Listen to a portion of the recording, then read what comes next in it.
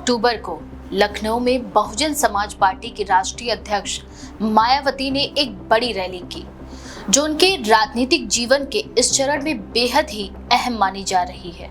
ये रैली काशीराम की पुण्यतिथि के मौके पर आयोजित की गई थी। मायावती ने इसे श्रद्धांजलि सभा के रूप में पेश किया, लेकिन इसमें राजनीति का स्पष्ट संदेश भी छुपा हुआ था। बसपा कई वर्षों से जिस तरह से कमजोर पड़ी थी और सार्वजनिक मंचों पर मायावती की मौजूदगी सीमित हो गई थी, इस रैली ने उस सन्नाटे को तोड़ दिया। लखनऊ का पूरा इलाका उस दिन नीले रंग से रंगा दिखाई दे रहा था। झंडे, बैनर, पोस्टर और नीली टोपी पहने कार्यकर्ता हर जगह नजर आ रहे थे। मीडिया रिपोर्टों के मुताबिक लाखों लोग इस रैली में पहुंचे थे। इतनी भीड़ थी कि कई लोग मंच तक पहुंच ही नहीं पाए और उन्हें दूर से ही मायावती का भाषण सुनना पड़ा। ये रैली बसपा के लिए केवल श्रद्धा कार्यक्रम नहीं, बल्कि राजनीतिक पुनरुत्थान का ऐलान भी थी। मायावती ने अपने लंबे भाषण में कई मुद्दों पर बात की। उन्होंने सपा पार्टी पर सबसे तीखा हमला किया। उन्होंने कहा कि सपा की राजनीति केवल जातिवाद पर टिकी है और जब भी उनसे सत्ता मिली है, वह दलितों, पिछड़ों और कमजोर वर्गों के साथ के वादे भूल जाती है। उन्होंने ये भी आरोप लगाया कि सपा सरकार ने अपने कार्यकाल में काशीराम स्मारक और अन्य परियोजनाओं की उपेक्षा की। समाजवादी पार्टी के पीडीए यानी पिछड़ा दलित अल्पसंख्यक गठबंधन को हवा हवाई बताया और कहा कि ये केवल राजनीतिक दिखावा है। मायावती ने कांग्रेस पर भी निशाना साधा था। उन्होंने कहा कि कांग्रेस ने हमेशा दलितों के वोटों को सिर्फ बांटने की साजिश की है। उसमें बाबा साहेब अम्बेडकर और काशीराम के विचारों को केवल दिखावे के लिए अपनाया है। उन्होंने कहा कि कांग्रेस के नेता संविधान की सिर्फ प्रतियां लेकर घूमते हैं, लेकिन असल में उन्होंने ही संविधान की आत्मा को सबसे ज्यादा नुकसान पहुंचाया। मायावती ने भाजपा और राज्य सरकार को लेकर भी अपने विचार रखे। एक तरफ उन्होंने ये कहा कि भाजपा सरकार ने बसपा शासनकाल में बने स्मारकों और पार्कों की मरम्मत के लिए टिकट राजस्व का उपयोग किया, जो कि अच्छी बात है। दूसरी तरफ उन्होंने ये भी कहा कि भाजपा ने आरक्षण और सामाजिक न्याय के मुद्दों पर पर्याप्त काम नहीं किया और गरीब तबके तक योजनाओं का लाभ पहुंच ही नहीं पाया। मायावती ने इस रैली से 2027 के विधानसभा चुनावों की दिशा स्पष्ट कर दी। उन्होंने कहा कि बसपा किसी के साथ गठबंधन नहीं करेगी, वो अकेले दम पर चुनाव लड़ेगी और अपने दम पर सरकार बनाने की कोशिश करेगी। साथ ही साथ कहा कि गठबंधनों में बसपा को हमेशा नुकसान हुआ है, क्योंकि वोटों का ट्रांसफर कभी बराबरी से नहीं होता। मायावती का कहना था कि अब बहुजन समाज को अपनी मास्टर चाबी यानी सत्ता की चाबी खुद वापस लेनी होगी। उन्होंने कहा कि बहुजन समाज को किसी और पर भरोसा नहीं करना चाहिए, बल्कि खुद को ही मजबूत बनाना चाहिए। इस रैली में मायावती ने अपने भतीजे आकाश आनंद को भी मंच पर प्रमुख रूप से पेश किया। लोगों से अपील की कि वे बसपा की अगली पीढ़ी पर भरोसा करें। मायावती ने ये संकेत भी दिया कि अब पार्टी का भविष्य आकाश आनंद के नेतृत्व में सुरक्षित रहेगा। ये रैली आकाश आनंद की सार्वजनिक उपस्थिति का बड़ा मंच भी बन गई। मायावती ने यह भी कहा कि बसपा का संघर्ष संविधान, आरक्षण और सामाजिक न्याय को लेकर है और ये संघर्ष तब तक जारी रहेगा जब तक समाज के अंतिम व्यक्ति को उसका हक नहीं मिल जाता। आगे मायावती ने कहा कि आज देश में जो भी राजनीतिक दल संविधान की बात करते हैं, वे केवल दिखावे के लिए करते हैं। उन्होंने व्यंग्यात्मक लहजे में कहा कि कुछ लोग संविधान को हाथ में लेकर फोटो खिंचवाते हैं, लेकिन जब सत्ता मिलती है तो उसी संविधान को नजरअंदाज कर दिया जाता है। मायावती ने कहा कि बसपा ने कभी नाटकबाजी नहीं की, बल्कि बाबा साहेब और काशीराम के बताए रास्ते पर ईमानदारी से चली। मायावती का भाषण भावनात्मक भी था और रणनीतिक भी। उन्होंने अपने समर्थकों को ये याद दिलाया कि बसपा का लक्ष्य केवल सत्ता पाना नहीं, बल्कि समाज को सम्मान भी दिलाना है। मायावती की इस रैली में प्रतीकवाद का गहरा असर देखने को मिला। काशीराम स्मारक स्थल पर आयोजन, नीला रंग, हाथी का झंडा, बाबा साहेब की तस्वीरें और बसपा के नारे, सब कुछ ये दिखा रहे थे कि पार्टी फिर से अपने मूल आधार की ओर लौट रही है। मंच पर आकाश आनंद के साथ वरिष्ठ नेताओं की मौजूदगी इस बात का संकेत थी कि पार्टी पुरानी विरासत और नई पीढ़ी को एक साथ लाने की कोशिश में जुट गई है। मायावती का भाषण भीड़ में जोश पैदा करने वाला था। कई जगहों पर लोगों की आंखें भी नम हो गई जब उन्होंने कहा कि अब बहुजन समाज को फिर से खुद के अधिकारों के लिए खड़ा होना होगा। इस रैली को मायावती ने बहुत संतुलन से तैयार किया था।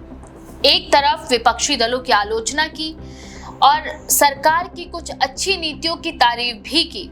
ऐसा उन्होंने इसलिए किया ताकि उन पर एक तरफा आलोचना करने का आरोप न लगे। उनकी भाषा में पुरानी दृढ़ता थी, लेकिन उसमें आज की राजनीति का संयम भी छुपा हुआ था। उन्होंने सख्त शब्दों में कहा कि बसपा किसी के दबाव में नहीं आएगी और ना ही किसी के खिलाफ झूठी नफरत फैलाएगी। ये संदेश उनके पुराने समर्थकों के साथ साथ नए मतदाताओं को जोड़ने की कोशिश के रूप में भी देखा जा रहा है। रैली की संगठनात्मक तैयारी बहुत बड़ी थी। कार्यकर्ताओं ने जिलावार और विधानसभा वार जिम्मेदारियां संभाली। लखनऊ में पूरे इलाके में बसपा के झंडे और पोस्टर लगे थे। पुलिस की कड़ी सुरक्षा व्यवस्था थी। मीडिया कवरेज के लिए अलग से व्यवस्थाएं की गई थी। बसपा ने इसे श्रद्धा सुमन आयोजन कहकर ये संदेश देने की कोशिश की कि ये केवल राजनीतिक रैली नहीं बल्कि एक नैतिक आंदोलन है। राजनीतिक दृष्टि से यह रैली कई मायनों में खास रही। बसपा ने ये दिखाया कि उनका जनाधार अभी भी खत्म नहीं हुआ है। दलित, पिछड़ा और अल्पसंख्यक समाज अब भी उनके साथ खड़ा है। अगर बसपा इस ऊर्जा को 2027 तक बनाए रख पाती है तो वो फिर से सत्ता की दौड़ में आ सकती है। कुछ विश्लेषकों का मानना है कि ये रैली समाजवादी पार्टी और कांग्रेस दोनों के लिए ही चुनौती है, क्योंकि अब बसपा तीसरे मोर्चे के रूप में उभर सकती है। भाजपा और सपा के बीच की पारंपरिक राजनीति में बसपा की नई सक्रियता बड़ा बदलाव ला सकती है। हालांकि मायावती की ये रैली जितना ताकत दिखा रही थी, उतनी ही चुनौतियां भी उनके सामने खड़ी हैं। पहली चुनौती ये है कि क्या इतनी भीड़ को वोटों में बदला जा सकेगा। अक्सर रैलियों की भीड़ चुनाव के दिन वोटों में नहीं बदलती। दूसरी चुनौती संगठन की है। बसपा को गांव-गांव और वार्ड स्तर तक अपनी पकड़ फिर से बनानी होगी। और तीसरी चुनौती ये है कि प्रदेश के अलग-अलग हिस्सों में, जैसे कि पूर्वांचल, बुंदेलखंड, पश्चिमी यूपी के स्थानीय समस्याओं को बसपा किस तरह से संबोधित करती है। वहीं विपक्षी दलों की प्रतिक्रिया भी दिलचस्प रही है। कांग्रेस ने मायावती की रैली को भाजपा समर्थित बताया और कहा कि ये दलित वोटों को बांटने की साजिश है। समाजवादी पार्टी ने कहा कि मायावती भाजपा के खिलाफ खुलकर नहीं बोली, जिससे लगता है कि बसपा अब भाजपा के प्रति नरम हो रही है। वहीं भाजपा के कुछ नेताओं ने इस रैली को बसपा की वापसी की तैयारी कहा और कहा कि विपक्ष में भी अब असली मुकाबला शुरू हो गया है। राजनीतिक विश्लेषकों का कहना है कि मायावती का ये संतुलित भाषण एक रणनीतिक चाल थी। उन्होंने विपक्षी दलों पर निशाना साधा, लेकिन भाजपा पर सीधा हमला नहीं किया, जिससे उन्होंने एक तरह का तटस्थ रुख अपनाए रखा। इससे वे दलित वोटरों को आकर्षित करने के साथ ही साथ हिंदू मतदाताओं को भी दूर नहीं करना चाहती हैं। ये रणनीति उन्होंने आने वाले चुनाव में लचीलापन दे सकती है या उन्हें दिखा सकती है।